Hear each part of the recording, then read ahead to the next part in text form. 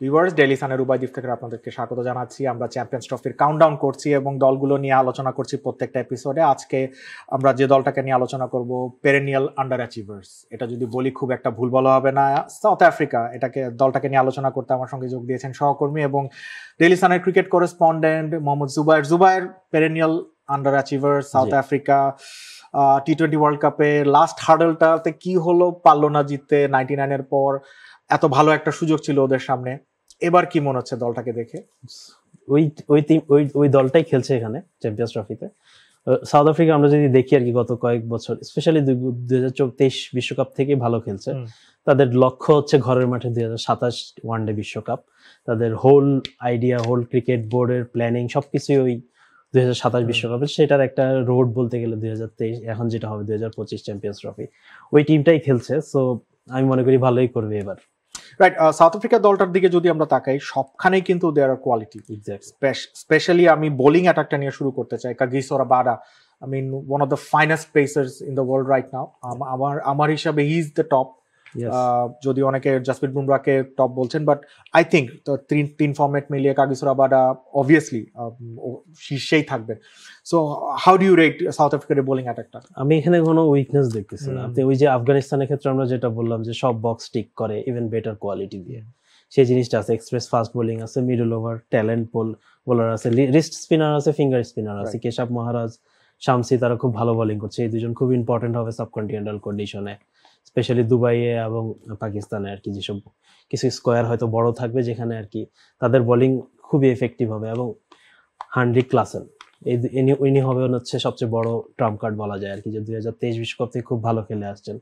South African player, কিন্তু spin খুব ভালো খেলেন। খুব ভালো বলতে গেলে বিশ্বের বলতে গেলে 1-2 জন যদি প্লেয়ার ধরা হয় এখন স্পিন হিটার হিসেবে, তার নাম সবার আগে আসবে। সো এই জিনিসটা তাকে ডেভিড মিলারের সঙ্গে হানরিক ক্লাসের মিডল ওভারে যেই ডিস্ট্রাকশনটা কজ করতে পারে, সেটা সাউথ আফ্রিকাকে অন্য দল থেকে আলাদা করে ফেলে ইজিলি। রাইট, সাউথ আফ্রিকার ব্যাটিংটাও যদি আপনি বলছিলেন, ব্যাটিংটাও কিন্তু ব্যালেন্সড এবং আপনি যেটা বলছেন যে সবগুলো বক্সই টিক করে। ওদের ওপেনিংটা খুব গুরুত্বপূর্ণ থাকবে, রাইট? জি, অবভিয়াসলি। টেম্পো বাবুমা মানে টপ অর্ডার ব্যাটিং, মার্করাম খুব ভালো খেলে আসছেন আর কি বলা যায়। তাদের হয়তো নতুন বলে যদি ওই ফেজটা পার করে দিতে পারে, এবং সেটা তারা খুব কুইক রান করেই পার করবে আমি ধরে নিচ্ছি, বিকজ উইকেটগুলো ভালো থাকবে। ওটা যদি পার করে দিতে পারে, সে 20 ওভার্সের মতো বা 15 ওভার্সের মতো যদি একটা ভালো স্টার্ট এনে দেয়, then it will be at least 350 easily. কারণ মিডল ওভারে যে ফায়ার প্লাওয়ার তাদের আছে আর কি, স্পেশালি ডেথ ওভারে। ওদের বোলিংটা নিয়ে আমরা বলছিলাম যে one of the best bowling lineups, কিন্তু রিসেন্ট ট্রাই নেশনে কিন্তু আমরা দেখেছি যে পাকিস্তানের এগেইনস্টে ওরা একটা ম্যাচে রেকর্ড রান করেও হেরে গেছে। 350 আই গেস 350 অড স্কোর করেছিল। সো বোলিংটা মাঝে মধ্যে এই উইকেটে কিন্তু ফায়ার অফ করতে নাও পারে।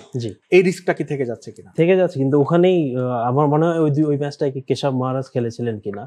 সো ওই স্পিনটা ইম্পর্টেন্ট হবে, যে মিডল ওভারে তারা কেমন স্পিন করতেছেন আর কি, শামসি অথবা মহারাজ যেই খেলুক না কেন। সো হয়তো ওই ওদের এগেনস্টে কেমন বোলিং করেন, আর একজন অফ স্পিনার মিস করবে হয়তো তারা, সেটা মার্করাম বোলিং করে দিতে পারে কিছু, মোটামুটি হয়তো on a good day 5 over করে দিবেন হয়তো যদি স্পিন করে। সো ওই জিনিসটা মিডল ওভারটা যদি কন্ট্রোল করতে পারে, যদি set batsman, top order set batsman থেকে মিডল ওভারে। ডু ইউ থিংক যে সাউথ আফ্রিকা দুজন স্পিনার খেলাবে, শামসি এবং মহারাজ একই 11-এ খেলবে? ডিপেন্ডিং অন অপোজিশন, যে যদি দুইজন স্পিনার ইংল্যান্ড এবং যদি অস্ট্রেলিয়া আছে, যদি হয় চান্স আছে ইজিলি। কারণ হচ্ছে যে তাদের লেফট আর্ম পেসার যে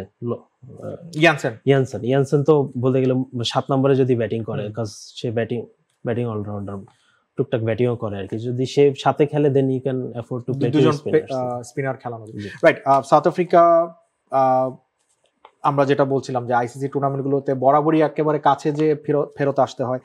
এইবারে টুর্নামেন্টে if they want to go all the way, which one player you will pick? এই দলটা থেকে স্টার প্লেয়ার বা লিডার, আপনি যদি বলেন লিডার অফ দ্য প্যাক, বা যার কাঁধে ভর দিয়ে সাউথ আফ্রিকা টুর্নামেন্টে জিততে পারে, কে হতে পারে? ক্লাসেন। লাস্ট টাইম যেহেতু ওনার হাত থেকেই ট্রফিটা ফসকে গিয়েছিল 2024 টি-20 বিশ্বকাপে, আমি মনে করি ওই লেসনটা তাকে আরেকটু স্ট্রং করবে মেন্টালি। সো ভালো ফর্মে আছেন, সেটা যদি কন্টিনিউ করেন লঙ্গার টাইম, যদি ভালো টুর্নামেন্টের ক্রাঞ্চ মোমেন্টও যদি জ্বলে উঠতে পারেন, তাহলে when Klaasen goes তাকে কেউ স্টপ করতে পারবে না এই মুহূর্তে। সাউথ আফ্রিকা অবভিয়াসলি এই যে চ্যাম্পিয়ন্স ট্রফি এটার ফার্স্ট যে ফরম্যাটটা অর্থাৎ বাংলাদেশের 98-এ যেটা নকআউট ওয়ার্ল্ড কাপ নামে জি। পরিচিত বা মিনি ওয়ার্ল্ড কাপ জ্যাক নামে ক্যালিস। পরিচিত, জ্যাক ক্যালিসের হিরোইক্সে জিতেছিল। Do you see them emulating that 1998 ওই একই জিনিসটা কপি করতে পারবে? আমরা আপনি যেহেতু 1998-90s ওই টাইমে কিন্তু সাউথ আফ্রিকার ওডিআই টিম ছিল ওয়ান অফ দ্য বেস্ট বলতে গেলে। আপনি যদি ওডিআই টিম বানাতে চান ওই রকম একটা টিমই বানাতে হবে, যদি আপনি কম্পিউটার গেম খেলেন আর কি। সিমিলার ইয়েটা এই টিমের মধ্যেও আছেন, lots of allrounders, power hitters, so why not, anything can happen. Zubair, আমরা জানি যে চ্যাম্পিয়ন্স ট্রফির যে ফার্স্ট ভার্সনটা অর্থাৎ মিনি বিশ্বকাপটা সাউথ আফ্রিকা জিতেছিল ঢাকার মাটিতে, তখন এটা মিনি ওয়ার্ল্ড কাপ নামে পরিচিতি পেয়েছিল এবং জ্যাক ক্যালিস, অ্যালেন ডোনাল্ডের মতো, জন্টি রোডসের মতো গ্রেটসরা খেলেছিলেন সেই টুর্নামেন্টে। এতদিন পর সাউথ আফ্রিকা এবারও একটা চ্যাম্পিয়ন্স ট্রফিতে নামছে। 98-এর সাকসেসটা কি তারা রিপিট করতে পারবে?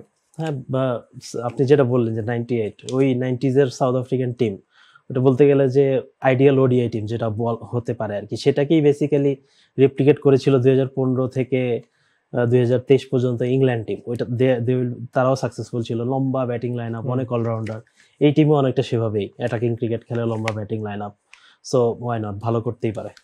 থ্যাংক ইউ জুবাইর সাউথ আফ্রিকাকে নিয়ে অ্যানালিসিস করার জন্য। অডিয়েন্স, জুবাইর বলছেন যে এবারে সাউথ আফ্রিকা অনেক ভালো করতে পারে। আমরা দেখবো সেটা কতদূর যাবে তারা। টুর্নামেন্ট শুরু হতে খুব বেশি দিন বাকি নেই। আজকে এ পর্যন্তই। আরো একটা দল নিয়ে আমরা হাজির হয়ে যাব খুব শিগগিরই। ভালো থাকবেন, সুস্থ থাকবেন।